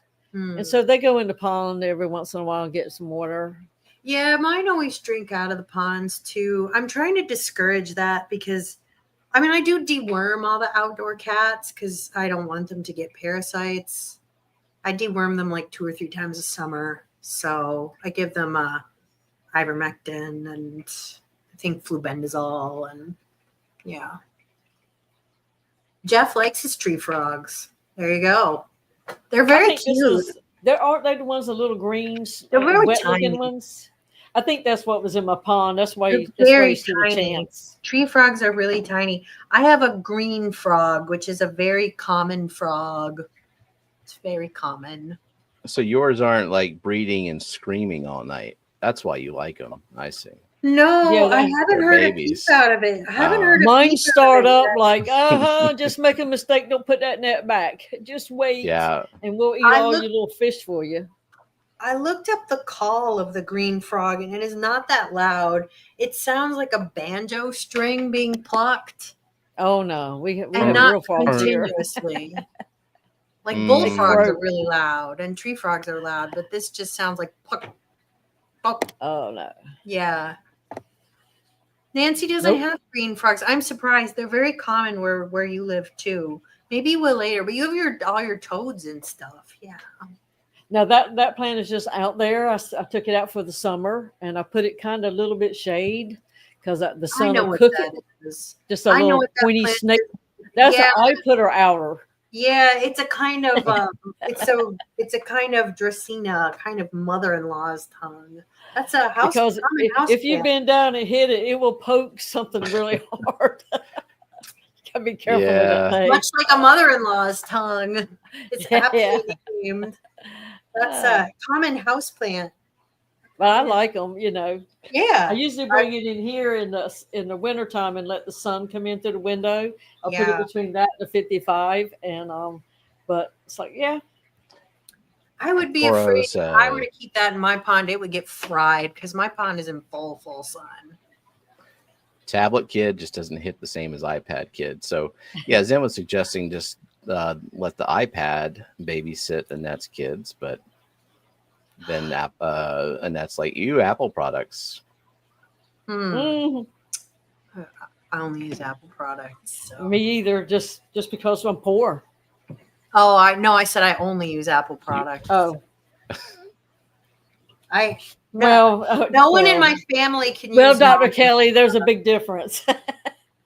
No one in my family is allowed to use non-Apple products because. Wait, your work laptop is a Mac? Yeah, no, but that's work. Work is work. But my parents know how to use an iPhone, and we are unwilling to teach them another phone. My parents were all fine with their iPhones, and then there was like a couple of years that they were trying to go Android, and that was just so much hell on them. Only for them. Like I am full Android, but it just they switched over at a bad time, and now they are back to just being full iPhone. I'm like that's a good life for them. It's a good life for them. It just takes care of itself. iPhones are very, very user friendly, and that is what my parents need, and that is what we need as their children. So what happens is when I get a new phone, I give my old one to my sister, and my sister gives her old one to them. Hey, that's what you do. That's right. My sister's that's the tree line that I put all my fish tank water on. Those trees have only been there like 3 years. And some of those I raised as babies from another tree. Wow. That's so nice. And look so it's good. Oinky wants to know each of our overall favorite bog plant and how much bedazzling will you be doing to your nano glass bags so your fish will be totally styling when they go out with you. I'm gonna keep my fish in a leather wallet personally. I let Bougie Bishfish do all of my bedazzling for me because she has a gift. It's a good plan. She probably would bedazzle each one of them individually. She would. She has a gift. She has a gift. So my favorite bog plant, I mean, I love elephant ears. They're so fun. And this year, I'm hoping that I have great hopes for my Pharaoh's mask. I have hopes it's going to look extra awesome. Otherwise, I really like teacup. That's a good, or coffee cup. Coffee cup. That's a good one. Other things I've enjoyed growing in the bog, I don't know.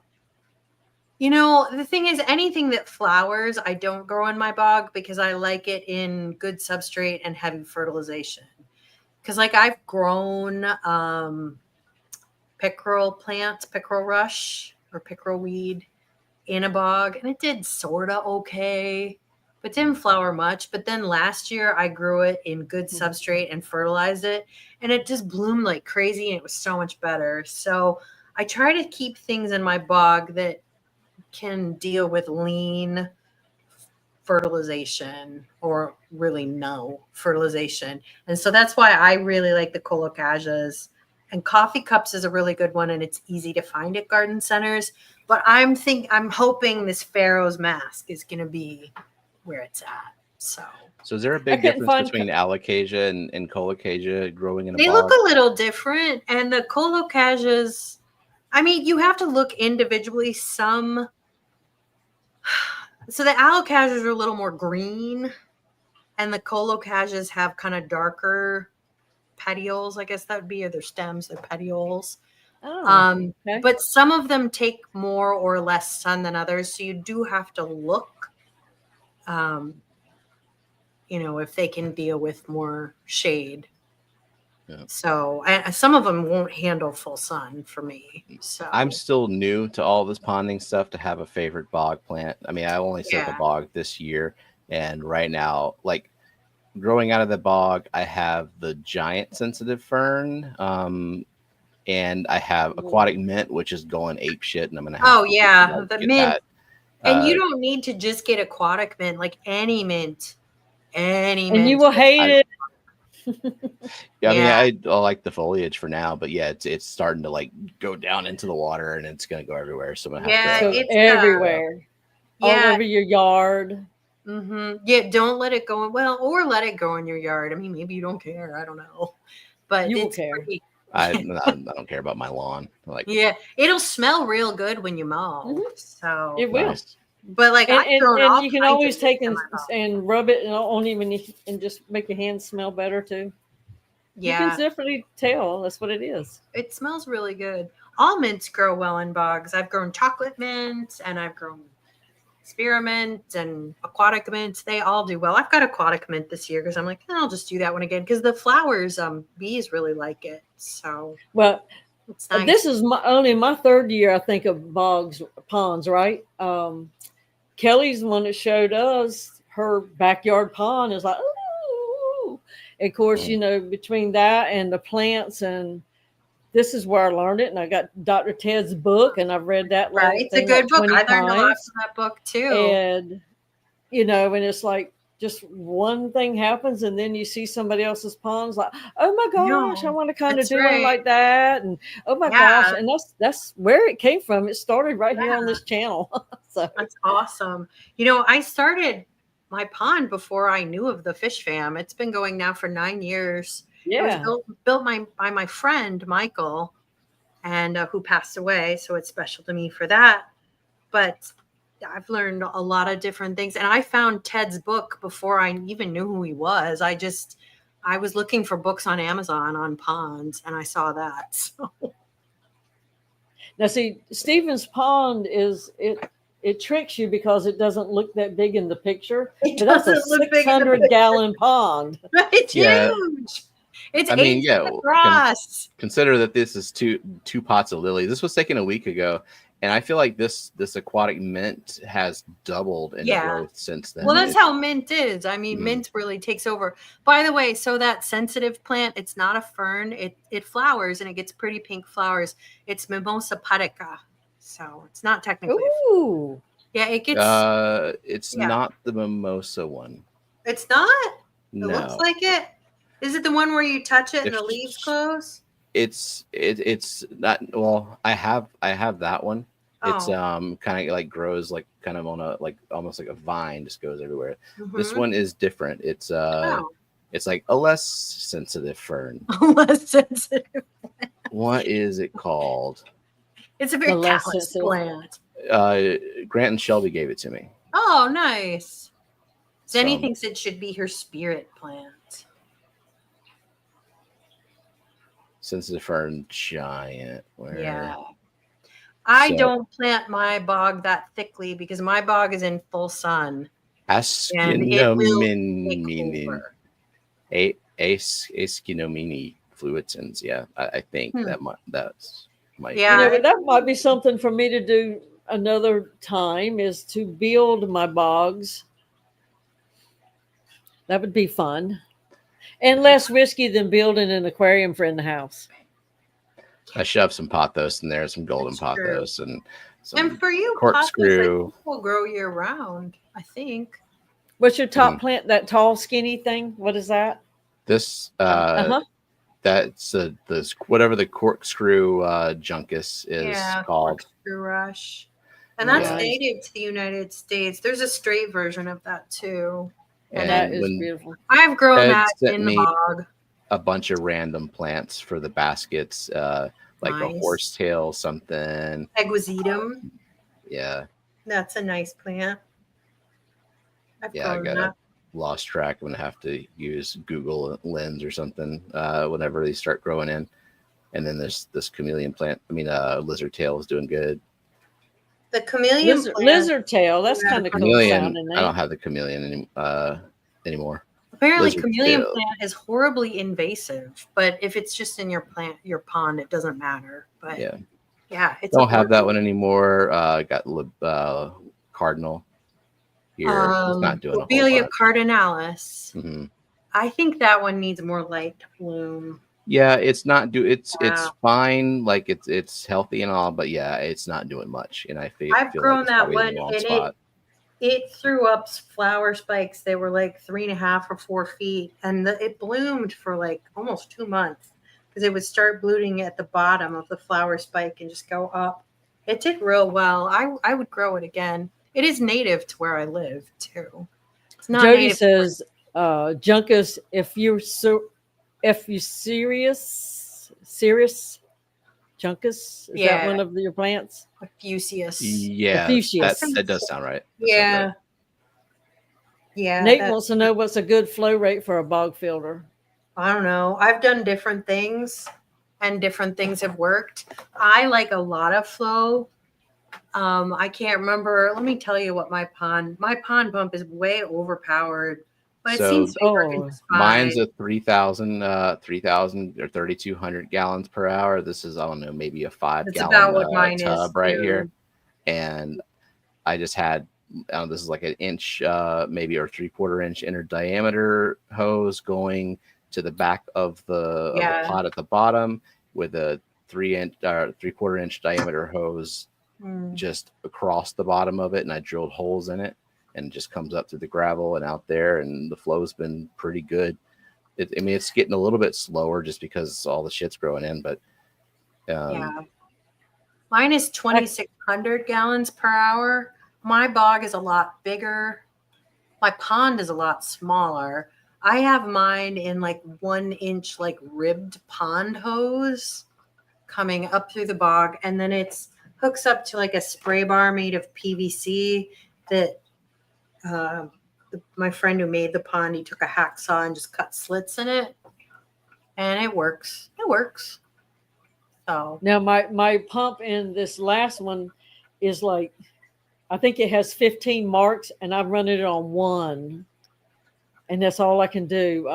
Good Lord, if the power goes off and it flips, I'll be empty of all the water and a burned up pump because it's like way too much. Yeah. But yeah, I like need having a to flow. I like the flow though. Yeah, and the thing about pond pumps is they're just so cheap. I mean, compared to aquarium things, I think this pond pump I bought was what, like $60 or something. Yeah, they're suspiciously cheap. It's like, this is going to be a piece of shit. But I've had one for years, and it's like it's still fine. Well, this one's I a had different one for one. like 7 years. I spent too much money for this one. Oh yeah. Yeah. Well, it's a big pump. Can Creeping Jenny be put inside an aquarium and will it grow? Yeah. I've had them grow out of the aquarium, but I don't really have them staying long term in the aquarium. It really to do well, it kind of needs CO2 because it kind of doesn't convert the greatest. It grows okay. Yeah, and it doesn't look like, if you want something like Doesn't with look that kind of great. green foliage, it really does want to lay down, and it would be great Yeah. if you wanted to grow it submersed and out of the tank for that effect. But Yes, and it otherwise, does I would look. just use a bacopa, to be honest, if you wanted like a tall green plant like that. And Bacopa is way easier to grow, and you don't need CO2 for it. But Creeping Jenny, which is Lysomachia numeralaria aurea, I think. What's up, Yeah, Kelley, Rotala Tim? that's Yeah. one I thought Rotala died, but it's come Go- back. Oh, good. Oh, What is this? get back to digging, Tim. I Dig don't know. harder. Apparently, I had saved some stems of some sort, bulbs, and I thought I had lost it, and it came back. It came back. So I had blue Hawaiians, mojitos. I know it's not a I've grown mojito. blue Hawaiian too. Could that be a blue Hawaiian? It looks like maybe it's mojito. Or could it be coffee cup? Not coffee cups. Coffee cups has the leaves that are Yeah, they were so cute too. I love the coffee cups, and it gets so big. It's such a nice one. Yeah, I think that one's mojito. And it's all right. What are we looking at here? That is something that's in the. I think I saw that in one of the bogs. Come to think of it, My eyes want to focus on it so bad. Yeah, but I know. I know. And look, my phone got overheated just trying to take pictures. It was that so hot happens while all ago. the time. It's like, oh my gosh! And I mean, I was only out there for a little bit because I was trying not to get cooked. I know it gets so hot by the pond. And apparently, I don't have a tag for that one. Oh, wait a minute. Here's a couple more. That's Marsilea. Was it Marsilea Mutica, I think? I have grown that, and it is really fun, and it's really nice. It did not survive the winter, though, which I'm surprised about. It was supposed to. That's one of those shaped leaves that I pulled out of the 90 that was like hard and brown, like it was really like almost felt like a metal stem. I think that in an aquarium, it needs pretty bright light. I mean, outside, though, it doesn't really matter because you can grow it in pretty deep shade. And because I have some growing in shade containers, I have some growing in sun containers. I have it growing in the pond, and it's pretty versatile. But in an aquarium, you got to remember that, like, our aquariums, even with expensive lights, they're not as bright as the sun, even in a shady place. So, don't you love when the phone doesn't know what you want to focus on? That's lantana, which is a very fun annual. Have you grown that in a plant, Didi, or in a pond, Didi? No, that's just in the yard. Yeah. Like it is now like 8 feet wide. Yeah, so for us, those are annuals because the frost kills them every year. But I know that they're kind of invasive in the south, and they turn into giant shrubs. But for you only need like 2 or 3 for a whole backyard. So. Yeah, for us, like they're annuals. I can grow them in containers, and they get to because they need heat to grow. So like I have some growing right now, and they're doing nothing. But by the end of the summer, they'll be like 2 foot by 2 foot, and then the one frost, they're dead. Like it's just sticking out of the ground in the winter. Yeah, but they won't. I think that was confetti. Never survive. But they're pretty flowers just to have. Like they are pretty. That's just a white crepe myrtle that I have raised. We can't grow crepe myrtle up here. That's sad. It's looking really good. It's too cold. I had a little one pop up in the yard, in my old yard, and I dug it up and I brought it over here. That's a classic southern shrub. And it's like huge. It's like 12, 13 feet high. Oh, shoot. But when I dug the hole, I dug it like 5 times deeper. You could stand in it. And I put like a whole 50-gallon barrel of compost in it. And then I put like a bale of straw on top of that. And then I planted it. So when it hit all that compost, it went crazy. Like, yeah, we can't grow those up here. It's too cold. So Tim says, Kelley promised if I dig, I would get ripped. Yet the only thing to rip is my hands. Oh, got new gloves on the way home. Tim, you are killing your body for this pond. Have you thought about renting a backhoe? Jake is like, you can rent a backhoe for $500 a day. Get this thing knocked out in a couple hours. For how much a day? Jesus. Like $500. Yeah. That's depends on how big of a pond you're putting in. It might be worth it. Hey, I've never done it either, so but I dug mine this year with our Jake tractor. Jake has said, like, if I someday needed a pond, he probably has a friend with a backhoe because he's a farm boy. He has a big, like, what is it called? Like a drag line. His dad got it from a mine that was closing down. I think he could use that. I used Tony's tractor, so yeah, that was fun. Jake, now it's like, where can I dig something else? He's not willing to kill his body to dig a pond, and I agree. So, Scotty, are you streaming? I see that Hagen Hill is not streaming. Steenfots have just started, so just wanted to see what is happening. I don't see Scotty scheduled, so Scotty, where's you're always saying, like, why is no one streaming? Why is no one streaming? Well, why aren't you streaming? Were there any others? They're my pond friends. So cute. Nice. Oh, lizards are welcome here. Lizards are welcome. Oh, they're so cute. We don't have any lizards. They can bring all their babies, everything. Oh, they eat your mosquitoes. So that's cute. Some of the babies out of the pond, the 300. Oh. What could they be? Are they rice fish? There's hundreds of them. Are they rice fish? Well, maybe. I gathered all these plants from in the house. Yeah. But rice fish are different. super prolific. I'm convinced that rice fish are the easiest fish ever to breed because I think some of them is going to be some sort of goldfish because the eyes are huge. I don't know. Some of them have like two eyes. It looks like they're both on top of their head. Maybe they're goldfish. I don't know. We'll have to see. No, that was the lizard on the air conditioner. He was chilling. So Nate asked if the drag line is steam powered. I think it's diesel, but I don't know. If Jake were to start talking about his drag line, I would probably quit listening. I don't think they're licensed. I think these are shabunkins, I'm hoping. So Nancy says they don't look like rice fish. So maybe they are shabunkins. But there's 3 or 4 different kinds. Wow. Maybe. Well, keep us posted on what these are going to be. See what babies they are. Wow. Cool. I just happened to see them, and it's like I've gathered at least 130 in a pond I had to go build to put outside, and I brought a handful in the house just so I could see them a little better. Nice. I think we looped around to the beginning now, so probably good timing. Good timing, because I ate dinner. I'm super hungry. Me too.